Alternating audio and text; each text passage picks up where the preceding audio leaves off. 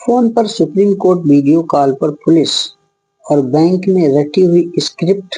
दिल्ली में NRI doctor couple से 15 करोड़ ठगी की पूरी कहानी सुनने के लिए इंडिया क्राइम तक में जुड़े रहिए।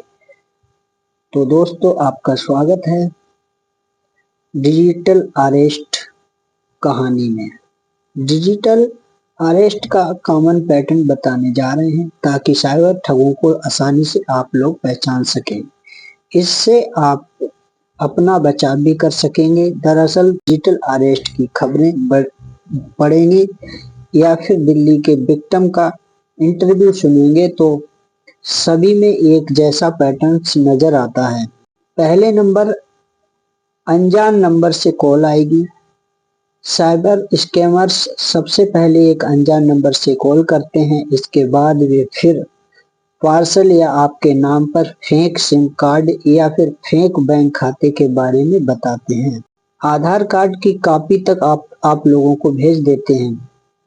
साइबर ठगों का सिंडिकेट काफी स्ट्रांग होता है, जिसकी मदद से कुछ लोगों के फोन नंबर और आधार कार्ड की कॉपी तक हासिल कर लेते हैं। एआई की मदद से असली जैसे दिखने वाले डॉक्यूमेंट्स भी बना लेते हैं। और तो और इसके बाद विक्टिम को उसके आधार कार्ड की कॉपी भेज करके आधार कार्ड के झांसे में बहुत से लोग फंस जाते हैं और डर जाते हैं। इस डर का फायदा साइबर स्कैम उठाते हैं, फिर गंभीर आरोप लगाते हैं और गिरफ्तारी का डर उनके अंदर भर देते हैं। साइबर ठग के फेक पार्सल में ड्रग्स, मोबाइल और क्रेडिट कार्ड की होने की जानकारी देते हैं। इसमें विक्टिम का आधार कार्ड होने की बात कहते हैं या फिर कई बार वे कहीं से आपका आधार कार्ड भी हासिल कर लेते हैं। फेक सिम कार्ड का भी झांसा दे सकते हैं और इसके बाद विक्टिम को धमकी देते हैं और पूरे परिवार को अब खतरे में बताते हैं। एक बार विक्टिम डर जाता है या फिर घबरा जाते हैं तो इसके बाद स्कैम के हौसले बुलंद हो जाते हैं और वे विक्टिम पर हावी हो जाते हैं। साइबर ठग बताते हैं कि विक्टिम के खिलाफ कई एफआईआर पुलिस जांच चल रही है, यहाँ तक कि जेल भेजने तक की धमकी दे देते हैं।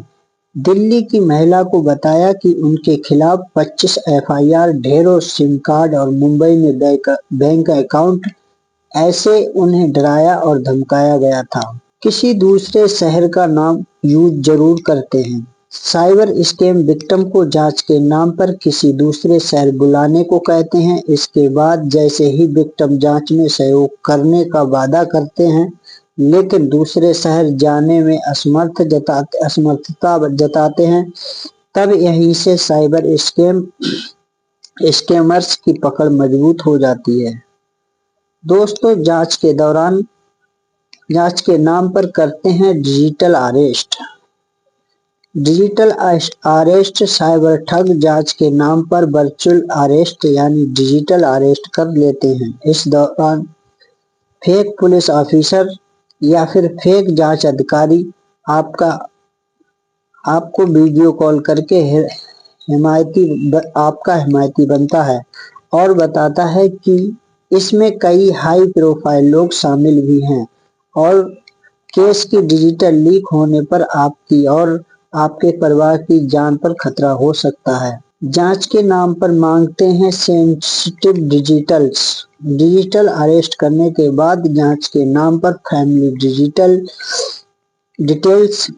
डिटेल्स और बैंक डिटेल्स खंगालने की कोशिश करते हैं। एक बार बैंक मौजूद रकम और अन्य डिटेल्स हासिल करने के बाद वे डराते धमकाते हैं और यहाँ तक कि पूरे परिवार को गिरफ्तार कराने की धमकी भी दे देते हैं। जांच के नाम पे ओटीपी मांगते हैं। इसके बाद वे रुपए ट्रांसफर करने की प्रोसेस में आते हैं। इस दौरान वे साइबर ठग रुपए की वेरिफिकेशन कराने के लिए कहते हैं। इसके लिए वह सरकारी बैंक खाते का हवाला देते हैं और वादा करते हैं कि जांच पूरी होने के बाद अगर विक्टिम निर्दोष पाए जाते हैं तो यह रकम रिटर्न कर दी जाएगी, यानी कि वापस कर दी जाएगी। कई बार जांच के नाम पर ओटीपी आदि वगैरह मांग सकते हैं। तो ऐसा आप कभी ना करें, ओटीपी वगैरह कोई ना दें। और फोन पर ना तो बैंक संपर्क करती है और ना कोई सरकारी ऐसा कोई आपसे डॉक्यूमेंट्स या ओटीपी मांगती है। तो कृपया करके ऐसा ना करें। एक बार रुपए ट्रांसफर होने के बाद वे कम्युनिकेशन के सभी साधन अपने बंद कर देते हैं। बीच बीच में आपको बचाव करने के लिए वादा करते हैं।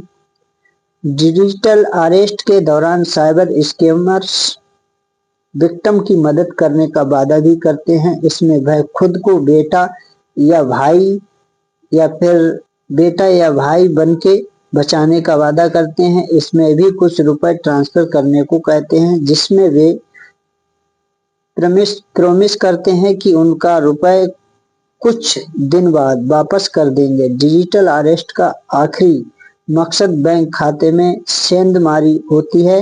एक बार काम हो जाए और अंजाम देने के बाद ये सारे संपर्क सभी जरिए बंद कर देते हैं। तो इसी तरह की वारदात जानने के लिए हमारे चैनल को सब्सक्राइब करें और अपना और अपनों का ख्याल रखें। तो आज की कहानी यहीं समाप्त करते हैं। जय हिंद, जय भारत।